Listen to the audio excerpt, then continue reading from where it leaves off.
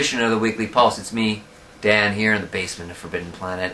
We've got a whole bunch of comics this week, but what I wanted to talk to you about first is you may have heard that Chris Roberson, who writes a book called iZombie and was writing a book called Fairest, had recently made an announcement, which is that he's not going to work for Marvel or DC anymore because he thinks that they're corrupt and terrible, and so he got fired from Fairest immediately after saying that, which is not that big a surprise. I don't know how you feel about it. I'd be curious to hear. I think it's interesting. I don't know if I think that Marvel and DC are quite so corrupt, but they certainly have a lot of problems, and I think maybe if you're in a position like Chris Roberson where you're a name, you can say something like that and hope that by saying something and then following that up with action that you can effect change. So I'm going to be really curious to see what Chris Roberson says next and what he does with his career next. But for my thoughts, I feel like the person who lines up more with me is Eric Powell,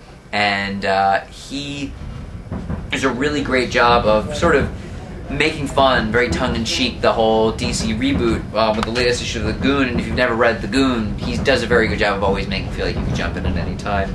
And basically what he does is make fun of the fact that we're in an industry wherein origins are always changing, where we'll create additional characters or versions of the characters so that we can charge extra for variant covers, and that we also will do sensational things inside of a comic in the hopes that we'll get some press so that the book will sell, but that ultimately it's just the same thing being recycled over and over and over again. And while there are some things that are great, there are some things that need to change. And he pointed out that he has worked for Marvel and DC before, and that they have paid him well, and that they've both benefited, both Marvel, DC, and him, from any work that he's done with them.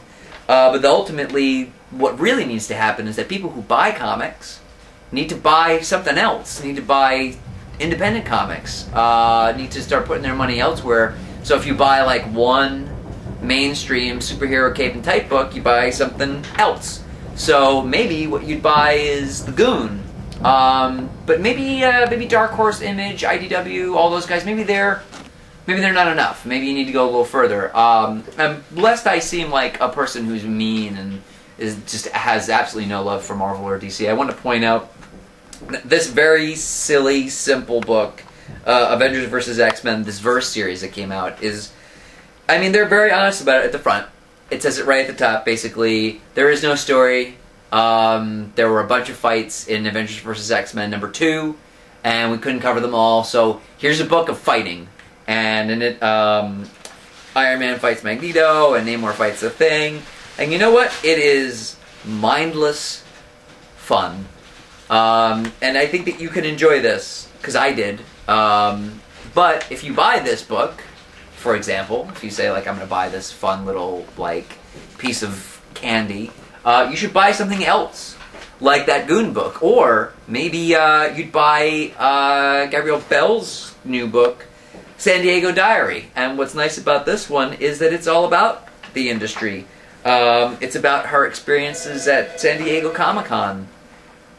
And it's funny, and the art is great. It's really well inked, it's really well drawn, it's compact and filled with, it's really well written, and it gives you a glimpse into what it's like to be that weird person that isn't someone that's huge in comics, but if you're a comic book nerd, you know exactly who they are. And you've got this little culture of people who are in that same boat as you, just trying to stay afloat and trying to mix that making money with making art thing that is so challenging. And that's what makes this a really great read. So I would highly recommend picking this one up.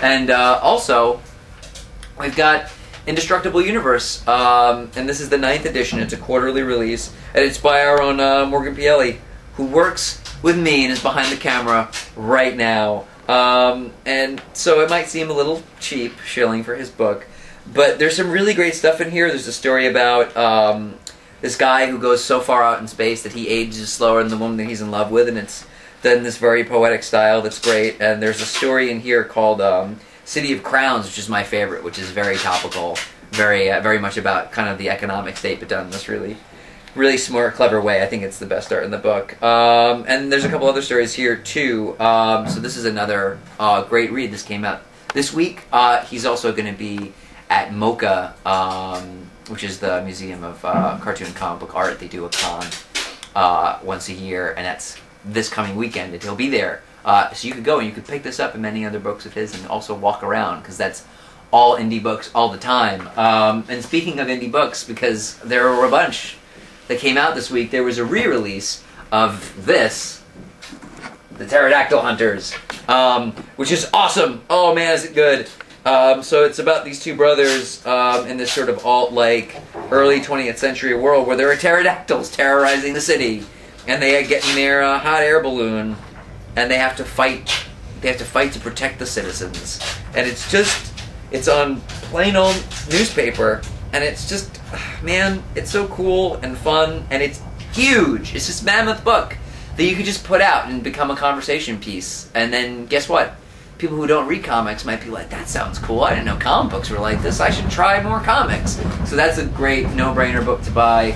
And I saw this graphic novel that came out, which is called I Am Not a Plastic Bag.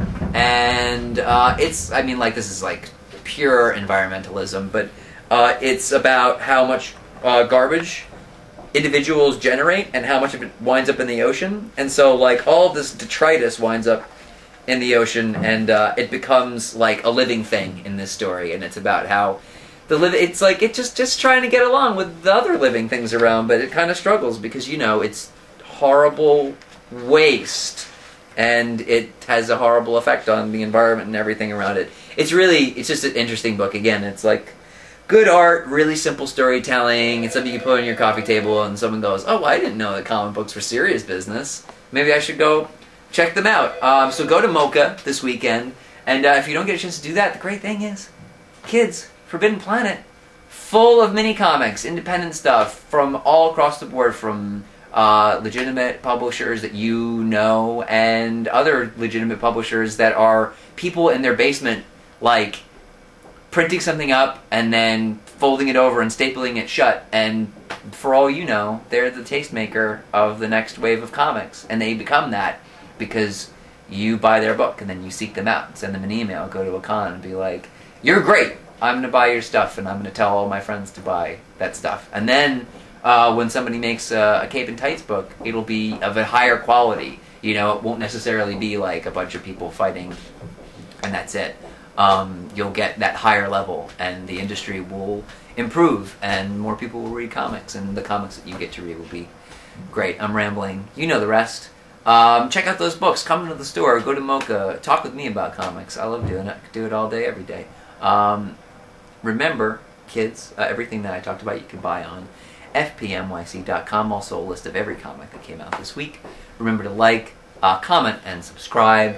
And that's it from me, hey, babies. Mike, give me a call at 224. Mike, give me a call at 224.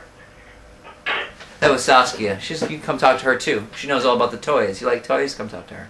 Anyway, thanks for watching, everybody, and keep reading. Bye, everybody. Bye.